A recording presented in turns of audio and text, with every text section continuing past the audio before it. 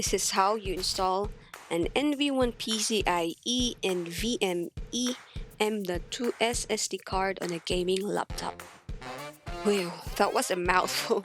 Make sure that your laptop has a PCIe NVMe slot so that you can put it in there. This is how the slot looks like.